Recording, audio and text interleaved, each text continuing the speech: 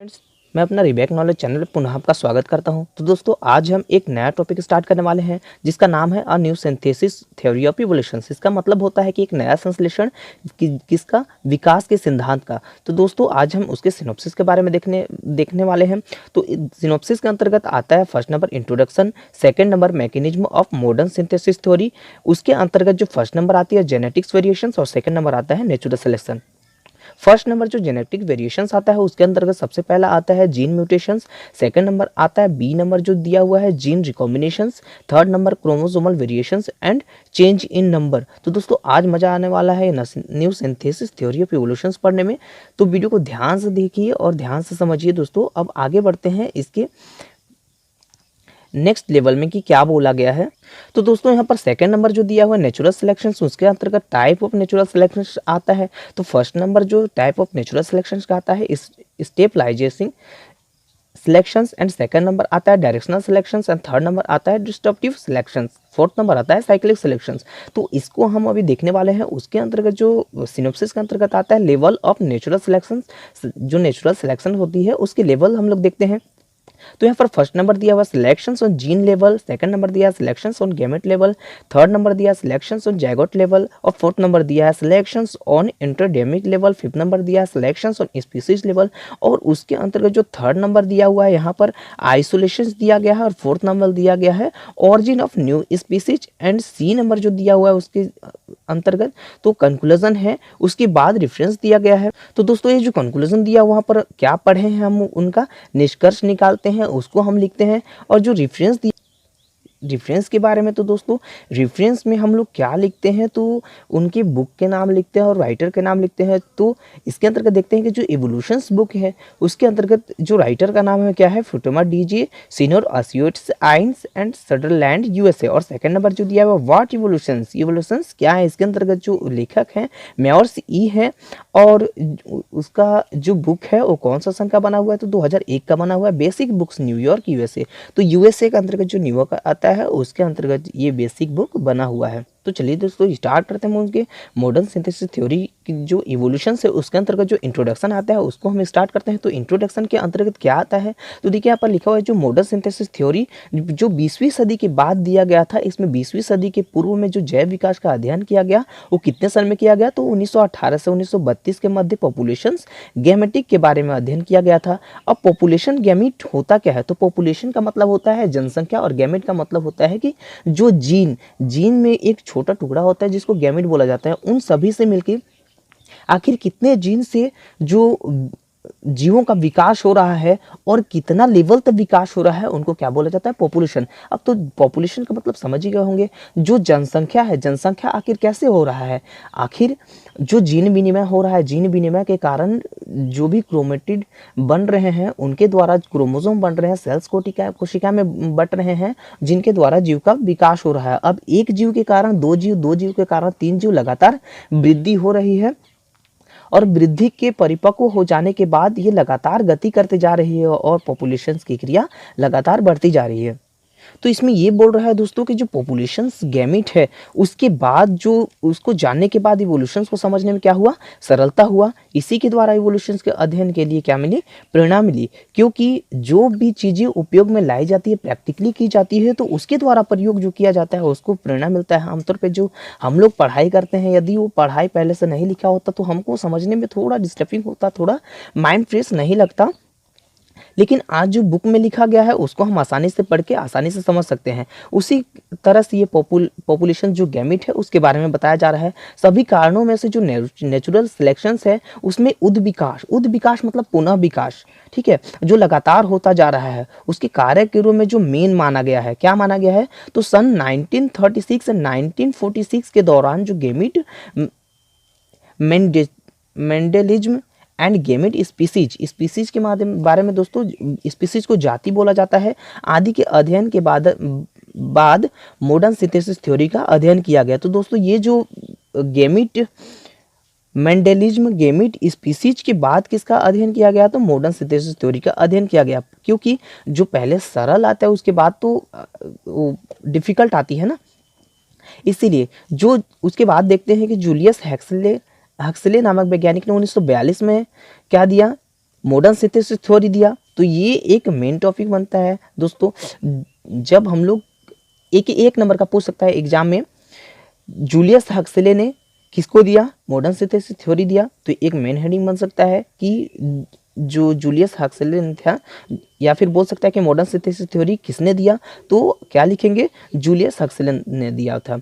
अब देखते हैं कि जो जी सिम्पस ने 2 बुक्स लिखी थी, कौन कौन सी लिखी थी, तो फर्स्ट नंबर देखिए लिखी थी कि टाम्पा एंड मोड इवोल्यूशन, कितने साल में, तो 1944 में। सेकंड नंबर दिया है the measures features of evolution, इन्होंने जो फोसिल्स है, फोसिल्स किसको बोला जाता है, तो फोसिल्स भूमि को बोला जाता है, जमीन को बोला जाता है, जहाँ पर थोड़ा क्षय हो गया रहता है उसको बोला जाता है। एंड मॉडर्न सिंथेसिस थ्योरी की बुक लिखा गया था, किसने दिया था, तो ये जो 2 बुक्स लिखी गई थी उनका नाम, एक बुक लिखा गया था 1944 में और सेकेंड बुक लिखा गया था 1969 में।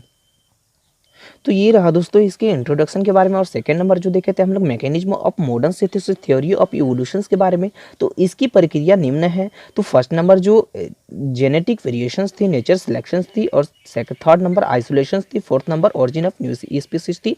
तो दोस्तों ये हम देखने वाले हैं। फर्स्ट नंबर जो दिया हुआ है जेनेटिक वेरिएशंस, इसका मतलब क्या होता है, इसके अंतर्गत हम लोग क्या देखते हैं, तो दोस्तों ये हम लोग अभी जानने वाले हैं। तो मॉडर्न सिंथेसिस थ्योरी का मुख्य कारण क्या था, अनुवांशिक रूप से परिवर्तनों की मुख्य कारण है, क्या है, तो जेनेटिक वेरिएशंस निम्न कारणों में होता है। अब अनुवांशिक कहने से क्या तात्पर्य है, अनुवांशिक कहने से तात्पर्य है कि जो हमारे बॉडी के अंतर्गत है, अब बॉडी में जो आंतरिक क्रिया हो रही है वो किस लेवल से हो रही है, अनुवांशिकी लेवल से हो रही है। जैसे जीन म्यूटेशंस की क्रिया है, जीन रिकॉम्बिनेशंस की क्रिया है, second number chromosomal variations and change in number chromosome की जो प्रक्रिया है। तो दोस्तों अभी हम देखने वाले हैं जीन म्यूटेशंस आखिर होता क्या है। तो जीन म्यूटेशंस का कारण, जीन तो समझ गए होंगे, जीन तो जीन ही होती है। अब जो म्यूटेशंस है उसको हिंदी में उत्परिवर्तन बोला जाता है। अब उत्परिवर्तन पहले हम लोग क्या देखे थे कि जो ह्यूमन बॉडी या हमारे बॉडी में होता है वो जो अचानक परिवर्तन होता है उसको क्या बोलते हैं, उत्परिवर्तन बोलते हैं। ऐसे ही दोस्तों हम देखने वाले हैं अभी जीन म्यूटेशन के बारे में। तो साधारणतः जो जीन म्यूटेशन से कहने से तात्पर्य है कि जो जीन का जो परिवर्तन हो रहा है, चेंजिंग हो रहा है, वो अचानक हो रहा होगा, इसीलिए इसका नाम क्या पड़ा, जीन म्यूटेशन। तो देखते हैं जीन म्यूटेशन में होता क्या है। तो फर्स्ट नंबर बोल रहा है कि यह सबसे मुख्य कारण होता है जो कि जेनेटिक वेरिएशंस का मुख्य कारक है। यह वेरिएशन स्टेबल होता है, स्टेबल मतलब पूरा एकदम सटीक होता है। इस प्रकार का जो म्यूटेशन जीन में केमिकल परिवर्तन के कारण होता है, इसमें जीन का मुख्य मूल लक्षण बदल जाता है। जब प्राकृतिक परिवर्तनों के आधार पर जीन में जो चेंजेस होता है वह लाभदायक होता है। ऐसी पॉपुलेशंस वातावरण में अधिक तेजी से ग्रोथ करते हैं। अब देखते हैं कि वातावरण में अधिक तेजी से ग्रोथ कौन करेगा, तो ग्रोथ तो वही करेगा जो आमतौर पे मार्केट में देखते हैं कि जो चीजें लोगों को पसंद रहता है लोग आखिर उसी को तो कर देंगे। यहाँ पर जीन म्यूटेशंस भी वैसे ही है, पॉपुलेशंस भी वैसे ही है। जहाँ पर अधिक प्रजनन होंगे जहाँ पर, वहीं पर तो जो ग्रोथ लेवल है वो बढ़ेगा, जन्म दर बढ़ेगी, मृत्यु दर बढ़ेगा। जो प्रजनन की क्रिया लगातार होगा तो किसका निर्माण होगा, तो नए नए जाति का निर्माण होगा। अब जीन म्यूटेशन स्वजनित बाह्य कारक, ताप, दाब, वायु किरणों के कारण होता है। ये चेंजेस लाभदायक नहीं होता। अब यहाँ पर देख रहे हैं कि जो जीन म्यूटेशन होता है, जीन उत्परिवर्तन होता है, जो बाह्य कारक होता है जैसे ताप हो गया, दाब हो गया, वायु किरणों हो गया, उसमें क्या होते हैं, जीन के जो मुख्य भागे होते हैं टूट के क्या होती हैं, बिखर जाती हैं, जिसके द्वारा वो बहुत ही आसानी से क्या हो जाते हैं, नष्ट हो जाते हैं। अब ये व्यक्तिगत नहीं है, व्यक्तिगत परिवर्तन नहीं है, ये जैसे किसी किसी का हो सकता है, माने तो व्यक्तिगत ही है। और यदि देखते हैं कि चेंजेस लाभदायक कौन सा होता है, जो व्यक्तिगत नहीं होता है, जो भ्रूण टूटने से बच जाता है, जिनमें जीन क्या होती हैं, परिवर्तन होता है और आखिरी दौर पर पहुंच जाता है, उसको क्या बोलते हैं, वही जीन चेंज लाभदायक होता है। और ये पीढ़ी दर पीढ़ी आगे बढ़ती जाती है। और जो एनिमल होता है वो विशेष रूप से उत्पन्न होते रहते हैं। अब दोस्तों हम बी नंबर देखने वाले हैं, जीन रिकॉम्बिनेशंस। तो जीन रिकॉम्बिनेशंस अब होता क्या है, रिकॉम्बिनेशंस का मतलब समझते हैं। तो रिकॉम्बिनेशंस का मतलब होता है एक दूसरे से जुड़ा हुआ, एक दूसरे से उलझा हुआ, एक दूसरे से जैसे जुड़ के उलझ के अपना जीवन यापन करते हैं, तो वही कहलाता है रिकॉम्बिनेशन। सब जीन रिकॉम्बिनेशन होता क्या है ये हम देखते हैं। ये वेरिएशन जीन किसी भी जो क्रोमेटिड होता है उसमें हो सकता है। इस प्रकार का जो वेरिएशन होता है एक से दूसरे स्थान में अर्धसूत्री विभाजन की कौन सी अवस्था में, तो पैकेटिन अवस्था में। ये मुख्य होती है कि जो अर्धसूत्री विभाजन होती है उसके जो पैकेटिन अवस्था होती है उसमें क्या होती है, क्रॉसिंग ओवर होती है। अब क्रॉसिंग ओवर तो आप 12th से पढ़ते आ रहे हैं, फिर से जानते हैं कि क्रॉसिंग ओवर होता क्या है। जो जीन होता है एक्स किरण के रूप में लेफ्ट और राइट क्रोम में बटे होते हैं, और जो मध्य बिंदु होता है केंद्र में एक कटान बिंदु होता है, उसी को क्या बोलते हैं, जो एक्स के रूप में टूटता है उसको क्या बोलते हैं, क्रॉसिंग ओवर बोलते हैं। मतलब क्रॉस कर रहा है एक दूसरे को, वही बोलते हैं। तो उसमें क्या होते हैं, चेंजेस के कारण एक नया जीनोटाइप आता है जो आगे के जीव को जो फिनोटाइप में परिवर्तन करने के लिए एक लाभदायक होता है। अब थर्ड नंबर देखते हैं, chromosomal variations and change in number chromosome. इसको हम देखते हैं तो क्या बोलता है, क्रोमोसोमल वेरिएशंस किस प्रकार उसका आगे बढ़ता है, चेंज इन नंबर क्रोमोसोम। जो नंबर क्रोमोसोम है, क्रोमोसोम के जो नंबर है वो किस प्रकार चेंज हो रहे हैं उसके बारे में देखते हैं। तो दोस्तों यहाँ पर लिखा गया है कि क्रोमोसोम्स में जीन एक रेखीय क्रम में होता है। अब जो क्रोमोसोम है एक सीधी है, मान लेते हैं यहाँ पर एक क्रोमोसोम एक सीधी है, तो उसमें जो भी जीन पाया जाएगा वो भी कैसा, रेखित क्रम में पाया जाएगा। या तो वो इस प्रकार के क्रम में पाया जाएगा, इसके ऊपरी भाग में ऐसे पाया जाएगा, इस प्रकार पाया जाएगा, या तो वो इस प्रकार से भी पाया जाएगा। बस उसको जीवित रखने से, बस उसको रेखित होना है, रेखित क्रम में व्यवस्थित होना है। अब यहाँ पर देखते हैं कि क्रोमोसोम पर स्थित यह जीन की संख्या अवस्था विन्यास के परिवर्तन द्वारा क्रोमोसोम की संरचना में चेंज होने लगती है। तो उनकी जितनी भी संख्या है किसकी, तो क्रोमोसोम में जो जीन है जितनी भी संख्या उसके रेखित क्रम में किस प्रकार से विन्यासित व्यवस्थित है, वो संरचना में जो चेंजेस आने लगती है उसी के द्वारा भी उसमें क्या होता है, क्रोमोसोमल वेरिएशंस होता है और नंबर की चेंजिंग होती है। अब इस प्रकार की जो चेंजिंग होती है क्रोमोसोम में, उसकी संरचना में चेंजिंग होती है, उसी प्रक्रिया को क्या बोलते हैं, क्रोमोसोमल वेरिएशंस बोलते हैं। अब क्रोमोसोम्स में structure change, duplication, deletion, translocation, inversion, ये फोर्थ प्रक्रिया होती है जो किस में होती है, तो क्रोमोसोम में होती है। अब देखते हैं कि क्रोमोसोम में न्यूमेरिकल चेंजिंग जैसे पॉलीप्लॉइड, हैप्लॉइड के द्वारा उत्पन्न होते हैं। अब क्रोमोसोम में यह स्ट्रक्चरल एवं न्यूमेरिकल चेंज किसमें होती है, वंशानुगति में होती है। अब वंशानुगति का मतलब होता है कि वंश बाय वंश, अभी जो वंश चल रहे हैं, जो नेक्स्ट पीढ़ी में जो वंश चलेंगे, उसके बाद आपके द्वारा जो भी प्रजनन क्रिया होगी उसके द्वारा जो नेक्स्ट पीढ़ी में प्रजनन क्रिया से उत्पन्न जीव जो होंगे वो एक पीढ़ी से दूसरी पीढ़ी, दूसरी पीढ़ी से तीसरी पीढ़ी लगातार चलती जाएगी। तो उसी को क्या बोलते हैं, वंशानुगति बोलते हैं। तो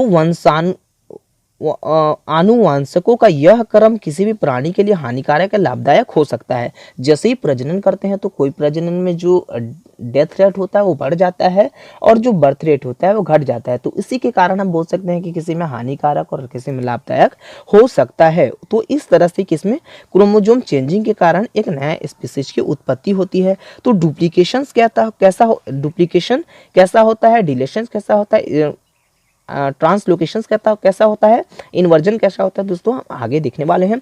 तो फर्स्ट नंबर आता है डुप्लीकेशंस के बारे में। डुप्लीकेशंस का मतलब होता है कि डुप्लीकेट कॉपी तैयार होना। तो यहाँ पर देखते हैं first number A B C, उसके बाद फिर है ए बी सी, उसके बाद डी ई एफ जी, मतलब लगातार ए बी सी के क्रम में फिर से ए बी सी आ गया, फिर डी ई एफ जी आ गया। उसके बाद जो चेंजिंग देखेंगे दोस्तों, तो ये चेंजिंग किस प्रकार से हुआ। अब देखिए यहाँ पर ए बी सी है, यहाँ पर ए बी सी आ गया, लेकिन यहाँ पर क्या है, ए बी सी है, लेकिन यहाँ पर डुप्लीकेट कॉपी तैयार हुआ किसका, तो सी बी ए। और जिसका डुप्लीकेट कॉपी तैयार हुआ है, देखिए ए का जो डुप्लीकेट कॉपी है क्या है, वो सी में परिवर्तित हो गया, वहां पर लकीर नहीं है। तो इस तरह से हम समझ सकते हैं। और जो सी का तैयार हुआ है वो किस में तैयार हो गया है, तो ए के रूप में तैयार हो गया। और जी यहाँ क्रमबद्ध यदि प्रदर्शित करना चाहते हैं तो कर सकते हैं, अन्यथा इसको नहीं भी कर सकते हैं। तो ये हो गया डुप्लीकेट कॉपी तैयार हो जाना, ए का सी में और सी का ए में डुप्लीकेट कॉपी तैयार हो जाना। अब देखते हैं दोस्तों डिलेशन सेगमेंट के बारे में। सेगमेंट मतलब होता है खंड, मतलब बट जाना, उसको खंड के रूप में हो जाना। तो अब देखते हैं डिलीटेड कॉपी या डिलीशन, डिलीशन से तात्पर्य है कि डिलीटेड कॉपी, यहाँ पर क्या क्या डिलीट कर रहे हैं। तो ऊपर वाले श्रेणी में हम लोग देखें कि ए बी सी, उसके बाद D E F G H आई, ऐसा नहीं था, वहाँ पर ए बी सी था, ए बी सी था, यहाँ पर डी ई एफ जी था। यहाँ पर लगातार एक क्रम में व्यवस्थित है A B C D E F G H I. तो यहाँ पर ब्रेक, ब्रेक का मतलब होता है टूटना, तो टूट के यहाँ पर क्या हो जा रहा है, वो अलग हो जा रहा है, डिलीट हो जा रहा है। उसको डिलीट हम लोग किस प्रकार करेंगे, तो दोस्तों ये देखने वाले हम लोग। तो यहाँ पर डी ई एफ, ये चूंकि मध्य बिंदु है किसके, ए बी सी के और जी एच आई के जो मध्य बिंदु है, वो किस प्रकार से ब्रेक करेंगे। डी ई एफ, यहाँ पर देखिए ए बी सी है, यहाँ पर जी एच आई है, यहाँ से क्या क्या हटा दिया गया है, तो डी ई एफ यहाँ पर लिखा गया है डिलेटेड सेगमेंट, मतलब डिलीट हो जा रहा है कौन सा खंड, तो डी ई एफ खंड डिलीट हो जा रहा है। और जो खंड यहाँ से डिलीट हो गया वहां से हटा करके जो खंड हमारा बचता है उसी को हम लोग क्या करते हैं, लिख देते हैं। तो बचा क्या, यहाँ पर ए बी सी और जी एच आई बचा। अब ये हो गया आपका डिलीशंस प्रक्रिया। अब देखते हैं हम लोग दोस्तों ट्रांसलोकेशंस की प्रक्रिया। तो दोस्तों जो ट्रांसलोकेशंस होता है वो हम लोग ट्रांसफर की क्रिया से समझ सकते हैं। ट्रांसलोकेशंस का मतलब क्या होता है, ट्रांसफर होना, ट्रांसफर होके एक दूसरे को क्या करना, हाफ हाफ पर्सन को दे देना। तो फर्स्ट नंबर यहाँ पर देखिए जो ए और बी है वो कैसा है, वो ब्लैक कलर का है और सी डी व्हाइट पर्सन में है। ए बी फिर से ब्लैक है, यहाँ पर सी डी फिर व्हाइट में है, लेकिन यहाँ पर जो क्रियाएं चल रही है वो मध्य बिंदु के अंतर्गत चल रही है। जो ए बी है यहाँ पर भी मध्य बिंदु है, मध्य लकीर है, सी डी के अंतर्गत भी क्या है, मध्य लकीर है, ए बी के अंतर्गत भी मध्य लकीर है, यहाँ पर दिखेगा नहीं। और जो सी डी है, डी के नीचे मध्य लकीर है। अब देखिए जो सी वाला खंड है वो बढ़ गया, जबकि डी वाला खंड यहाँ पर 25% हो गया, यहाँ पर ये 75% हो गया। अब यहाँ पर देखिए सी और डी है जो कितने कितने परसेंट में, लगभग 50-50% में चल रहा है। अब देखिए ये और डी की क्रिया है, ए कहाँ से लिया गया है, तो फर्स्ट पर्सन यहाँ से यदि बांटा होगा तो ये क्रिया 75% में 100% पूरे करने के लिए डी को ले लिया, यहाँ पर 75% ये होगा और 25% ये, यहाँ पर 75% सी होगा और 75% डी होगा, सॉरी 25% डी होगा।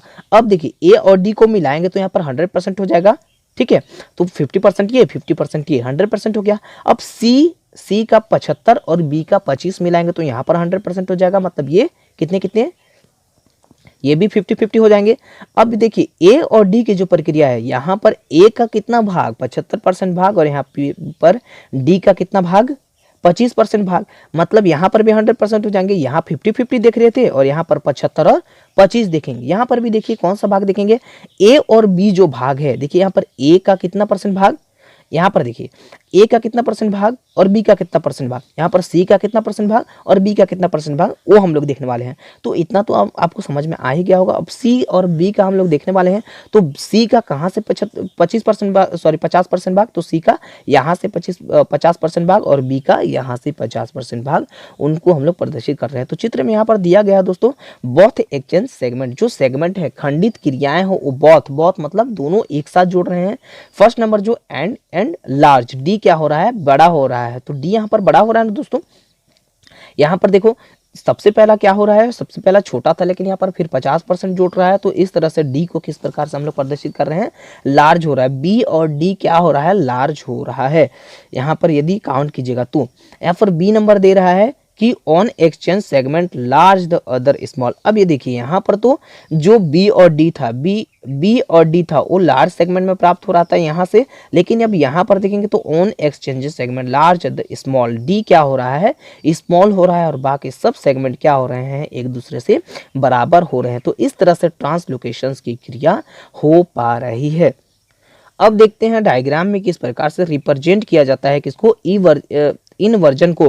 तो इनवर्जन को किस प्रकार से प्रदर्शित किया जाता है, तो यहाँ पर देखिए खंड के रूप में बांटा हुआ है A B C D E F G H I. अब इसको किस प्रकार से प्रदर्शित करेंगे, तो एक रोला आकार का प्रदर्शित करेंगे। तो रोला आकार प्रदर्शित करके कुछ नहीं करना है, यहाँ पर A B C D E F G H और आई सेगमेंट में इसको विभाजित कर देना है। और अगले खंड में देखिए किस प्रकार से टूटता है दोस्तों। तो अगले खंड में क्या हो रहा है, ये यहाँ से टूट जा रहा है, टूटने के बाद यहाँ से ये क्रम ले रहा है और यहाँ से ये क्रम ले रहा है। ए बी सी यहाँ चला गया, D E F G H I यहाँ पर चला गया, तो इस तरह से टूट जा रहा है। अब यहाँ पर जो क्रम प्रदर्शित कर रहा है, क्या क्रम प्रदर्शित कर रहा है, A B C D E F G H I, यहाँ पर जो क्रम प्रदर्शित कर रहा है, चूंकि यही ऊपर वाले सेक्टर का ही क्रम है, ऊपर वाले ही सेक्टर का क्रम है यहाँ जो प्रदर्शित कर रहा है। यहाँ पर जो यदि आप सेक्टर के क्रम देखेंगे तो कौन सा क्रम में आएगा, ABGFEDCHI। चूंकि आपको याद करने में डिस्टर्बेंस होगी, इस तरह से हम लोग लिख सकते हैं ABCDEFGHI। तो इस तरह से बोल सकते हैं रिप्रेजेंट की क्रिया जो इन्वर्जन की क्रिया उसको रिप्रेजेंट कर सकते हैं। तो दोस्तों अब हम देखने वाले हैं नेचुरल सिलेक्शंस के बारे में। तो नेचुरल सिलेक्शंस होता क्या है इसके बारे में जानते हैं। तो नेचुरल सिलेक्शंस में उन सभी शक्तियों का समावेश किया गया है जिनके द्वारा निश्चित किया जाता है कि किसी भी प्राणी में किस प्रकार एवं किस दिशा में परिवर्तन होते हैं। तो इसके अंतर्गत जो नेचुरल सिलेक्शन है उस तरह से हम लोग प्रदर्शित करते हैं किसके द्वारा कि किस जो ह्यूमन प्राणी है, जो ह्यूमन बॉडी है उसमें कितने शक्ति दिया गया है और किस तरह से वो कार्य कर रहा है, किस दिशा में परिवर्तन हो रहा है, उसके बारे में लोग जानकारी प्राप्त करते हैं किसके अंतर्गत, नेचुरल सिलेक्शंस के अंतर्गत। वह प्राणी जिनमें आनुवंशिक संयोग द्वारा लाभदायक विविधताएं उत्पन्न होती हैं। विविधता का अर्थ यहाँ विभिन्नता से है, तो वो किस प्रकार से आनुवंशिक रूप से उत्पन्न हो रहा है उसके बारे में हम लोग जानते हैं। तो वह जीवित बचते हैं। प्रकृति में हानिकारक विविधताओं वाले विभिन्न प्रकार के जो भी हानिकारक जीवाणु हैं वो क्या हो जाते हैं, विलुप्त हो जाते हैं। और जो भी लाभदायक प्राणी होते हैं वो क्या बचते हैं, जिंदा बचते हैं। तो यह दो बातों पर निर्भर करता है। तो सबसे पहला होता है विभेदित प्रजनन और सेकेंड नंबर होता है लाभदायक जीव को प्रोत्साहन। तो विभेदित प्रजनन का अर्थ क्या होता है ये देखते हैं। तो विभेदित का मतलब होता है कि विभेदन करना, एक दूसरे से कंपेयर करना, ये होता है विभेदित या विभेदन करना। तो प्रकृति में जो जीव वातावरण में अधिक अनुकूलित होती है उसी जीव की जीनोम की अधिकता होती है। और यदि जीनोम अगली पीढ़ी में अधिक तेजी से जाता है तथा जो जीव वातावरण में अनुकूलित नहीं होती है वह जीव आगे नहीं बढ़ता और वे जीव नष्ट हो जाते हैं। तो इससे पहले हम लोग देख लिए कि जो भी जीव के प्रति हानिकारक चीजें प्रदर्शित होगी और जो भी जीव के प्रति लाभदायक चीजें प्रदर्शित होगी, तो जो लाभदायक चीजें प्रदर्शित होगी तो लाभदायक जो जीव है, तो जो भी जीन है तो लाभदायक वाला जीवित रहेंगे और जो हानिकारक हो वो जीव क्या हो जाएंगे, नष्ट हो जाएंगे। तो विभेदित इस तरह से विभेदन किया जाता है। और सेकंड नंबर देखते हैं कि लाभदायक प्रजनन क्या होता है। तो लाभदायक प्रजनन से तात्पर्य है कि जो भी सेक्स क्रोमोसोम है, प्रजनन के प्रति जो भी क्रिया होती है वो लाभदायक यदि होती हैं तो वह जीव जीवित बच जाएंगे, अन्यथा वो क्या हो जाएगी, नष्ट हो जाएगी। तो लाभदायक जीव हमेशा जीवित बचते हैं। तो इसके अंतर्गत देखते हैं कि प्रकृति में जीवों में पर्यावरण के कारण उनके गुणों में परिवर्तन होता है। जो लाभदायक जीन का ही आगे प्रोत्साहन होता है और उसी जीव का ही सिलेक्शन होता है तथा यह जीव आगे अपनी पीढ़ी में आगे बढ़ती है और नए जीव की रचना होती है। तो इससे तो आपको समझ में आ ही गया होगा विभेदित प्रजनन और सेकंड क्या था, लाभदायक प्रजनन। तो विभेदित का एक दूसरे से विभेदन करना, जो हानिकारक है वो मर जाएंगे, लाभदायक जीवित रहेंगे। और लाभदायक प्रजनन के अंतर्गत यहाँ पर क्या देखेंगे कि जो पर्यावरण है, जो भी पर्यावरण में जो लाभदायक जीव हैं वो जीवित बचेंगे और हानिकारक जीव नष्ट हो जाएंगे। तो दोस्तों अब हम देखने वाले प्राकृतिक चयन की अपेक्षाएं स्थिति। जो प्राकृतिक चयन है किस प्रकार से हमको चयन करती है, कौन सा लाभदायक जीव जीवित रहेगा, कौन मृत्यु घात उतरेंगे। तो उसके अंतर्गत फर्स्ट नंबर दिया प्रजनन के लिए समर्थन होना चाहिए, यह जीव आनुवंशिक विभिन्नता वाले होना चाहिए, एक से अधिक इकाइयां उपस्थित होने चाहिए, लाभदायक उत्परिवर्तन वाले जीवों का होना चाहिए। तो जो फर्स्ट नंबर बोला है प्रजनन के लिए समर्थन होना चाहिए। यदि सेक्स क्रोमोसोम जो हमारे जो ऑपोजिट है वो यदि नहीं करना चाहे तो उससे जोर जबरदस्ती नहीं करना चाहिए। जो प्रजनन है वो यदि सक्सेस नहीं होगा तो जो न्यू पीढ़ी के जो जीव हैं वो कैसा क्या होंगे, एक क्षीण जीव पैदा होंगे। जो सेकंड नंबर है ये जीव आनुवंशिक विभिन्नता वाले होते हैं। जो उनके अंतर्गत जो जीन होती हैं वो कैसा होती हैं, तो आनुवंशिक लेवल से परिवर्तनीय होती हैं। अब यहाँ पर दिया गया थर्ड नंबर, एक से अधिक इकाइयाँ उपस्थित होती हैं। जो यूनिट की क्रियाएं होती हैं वो एक से अधिक होती है, एक नहीं एक से अधिक होती है। यहाँ पर फोर्थ नंबर दिया हुआ लाभदायक उत्परिवर्तन वाले जीवों का चयन होना। जो भी लाभदायक होता है तो इसके अंतर्गत जो प्रजनन की क्रिया हम लोग देखें तो हानिकारक जीव डेथ हो जा रहे थे और लाभदायक जीव जीवित रह रहे। तो यहाँ पर बोल रहे हैं कि जो लाभदायक उत्परिवर्तन है, जो म्यूटेशंस हैं, वही जीव केवल बचेंगे, उसी जीव को चयन किया जाएगा। और जो लाभदायक है, जो हानिकारक जीव है उसको चयन नहीं किया जाएगा। अब यहाँ पर फर्स्ट नंबर बोल रहा है स्टेबलाइजिंग सिलेक्शंस, जिसको बोलते हैं स्थायीकरण चयन, डायरेक्शनल सिलेक्शंस, दैशिक चयन और डिस्ट्रप्टिव सिलेक्शन विभेदिक चयन और साइक्लिक सिलेक्शन चक्रीय चयन। इससे स्थायीकरण चयन मतलब जो भी सबसे पहला स्टेबल है, स्थायी है, उसको चेंजिंग नहीं किया जाएगा। जो भी स्थायी क्रम है उसको एक ही क्रम में व्यवस्थित रखा जाएगा, उसको कुछ भी चेंजिंग नहीं किया जाएगा, उसमें जो लाभदायक है उसको इकट्ठित करके रखा जाएगा। सेकंड नंबर बोल रहा है डायरेक्शनल सिलेक्शन, दैशिक चयन जिसको बोला जाता है एक दिशा दिया जाएगा। जो भी लाभदायक है, एक पीढ़ी से दूसरी पीढ़ी में ट्रांसफर हो रही है, एक पीढ़ी से दूसरी पीढ़ी में जा रही है, वो केवल लाभदायक किसके रूप में, तो एक दिशात्मक चयन के रूप में होगा। उसी जीव को चयन किया जाएगा वो जिसको एक दिशा होगी। ठीक है, अब यहाँ पर थर्ड नंबर देखा कि विच्छेदक चयन, तो डिस्ट्रप्टिव सिलेक्शंस, विच्छेदक चयन, उसी जीव का चयन किया जाएगा जो एक दूसरे से डिस्टर्ब ना हो। जैसे हम आप जैसे एक दूसरे से क्या हो, एक जीव दूसरे जीव कभी मारपीट करते हैं ना, तो एक दूसरे से लड़ाई ना हो, इसी को क्या बोलते हैं, विच्छेदक, मतलब विभाजित कभी ना हो, उसी जीव का चयन किया जाएगा। अब होता है, बता रहा है कि साइक्लिक सिलेक्शन, चक्रीय चयन, चक्रीय, चक्र का मतलब तो समझ रहे होंगे, जिस स्थान से स्टार्ट हुआ वापस मर के उसी स्थान में आ जाना क्या कहलाता है, चक्रीय कहलाता है। तो इसी प्रकार आ जाना, उसी जीव का चयन किया जाएगा, उसी जीव का चयन किया जाएगा जो जिस स्थान से स्टार्टिंग होता है और उसी स्थान से क्या होता है, समाप्त होता है।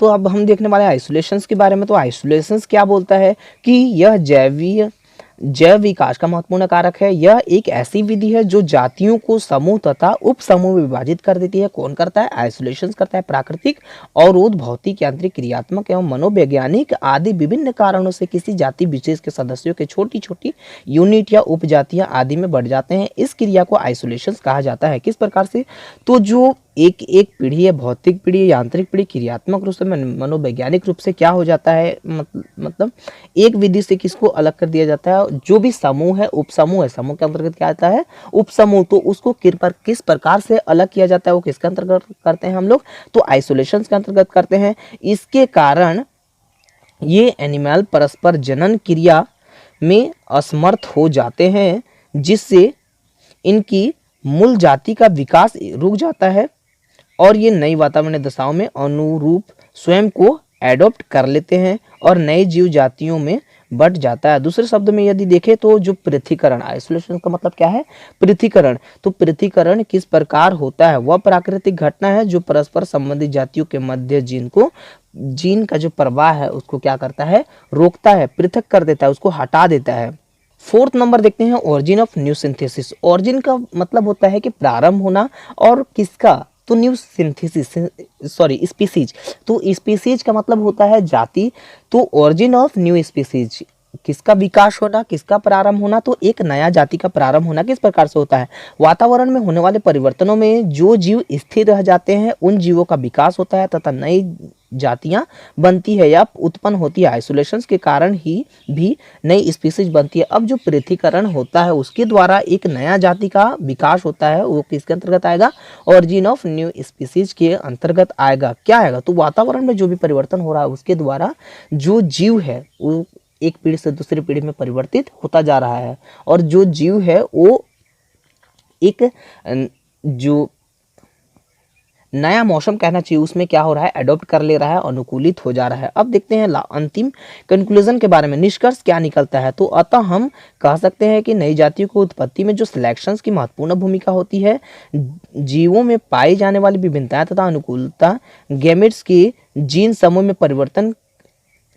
करके या इससे अनियमित करके तथा गुण पैदा करने में मदद करते हैं, और यह नए गुण वाला स्पीसीज नेचुरल सिलेक्शन के कारण जिंदा रहता है एवं नई स्पीसीज को पैदा करता है। तो इस तरह से हम कह सकते हैं कि जो जीव विकास में सबसे अधिक भूमिका कौन निभा रहा है, तो नेचुरल सिलेक्शन निभा रहा है, जिसके द्वारा एक नया गुण जीव में आ रहा है। जो भी गुण हानिकारक हो रहा है वो क्या हो जा रहा है, नष्ट हो जा रहा है, और जो लाभदायक हो रहा है वो क्या हो जा रहा है, जिंदा बच जा रहा है।